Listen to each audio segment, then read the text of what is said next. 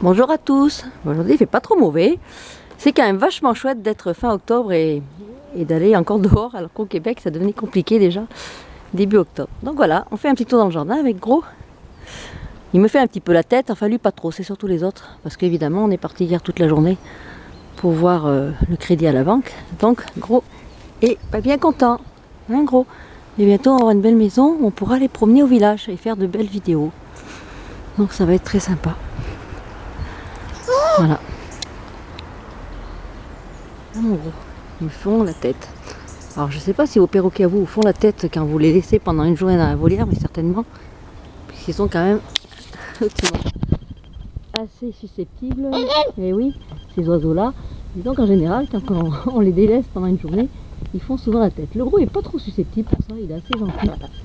Il me pardonne vite, alors que les filles, et surtout les loups, en général, sont très fâchées pendant un jour ou deux. Donc elles me font un petit peu la tête, mais ça leur passe. Ça fait des vrais gamins. Ah, les canards qui volent. C'est vrai que les perroquets sont quand même de vrais gamins, puisque de toute façon on leur donne quand même un quotient intellectuel d'un enfant de 4 ans, donc c'est pas rien. Ils ont tout à fait les émotions d'un enfant de cet âge-là. Ils sont capables aussi de reconnaître certaines phrases, certaines situations, et de faire en sorte de les comprendre et de nous faire comprendre aussi qu'ils savent très bien ce qui se passe. Ça peut paraître complètement fou pour les néophytes et les gens qui ne connaissent pas les perroquets.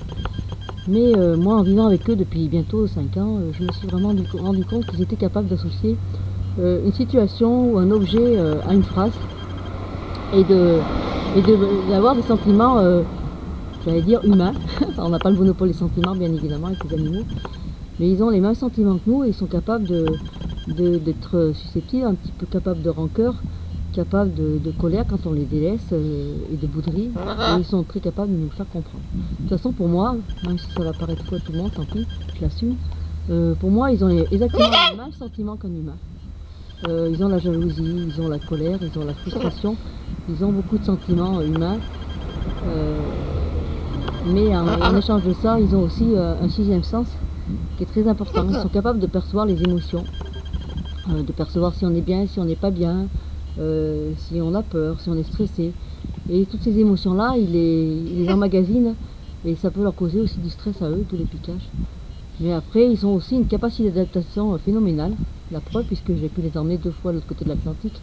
Et il ne faut pas non plus vous inquiéter quand on vous dit vous êtes stressé, vous stressez votre oiseau. Pas du tout, pas forcément. Votre oiseau est tout à fait capable de gérer ses émotions, de comprendre les vôtres et de faire en sorte de les accepter. Et le piquage n'est pas forcément un stress. Ça, je suis en train d'étudier sur les loups quelques petites choses là, depuis qu'on est rentré, les loups qui se piquaient. Et je pense que j'ai d'autres indices par rapport au piquage et ce n'est pas forcément psychologique.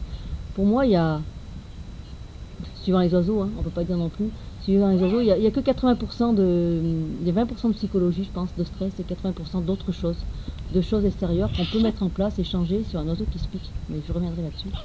Et donc, il ne faut pas forcément mettre le piquage tout de suite sur le stress, l'agitation, le stress de l'humain ou d'autres, des changements dans leur vie. Voilà, je vous fais un gros bisou, je vous laisse pour aujourd'hui. Je vais finir sur ce joli bougainvillier de la grand-mère avec Azur en deuxième plan. Donc je vous tiens au courant sur nos changements de vie et nos changements de maison.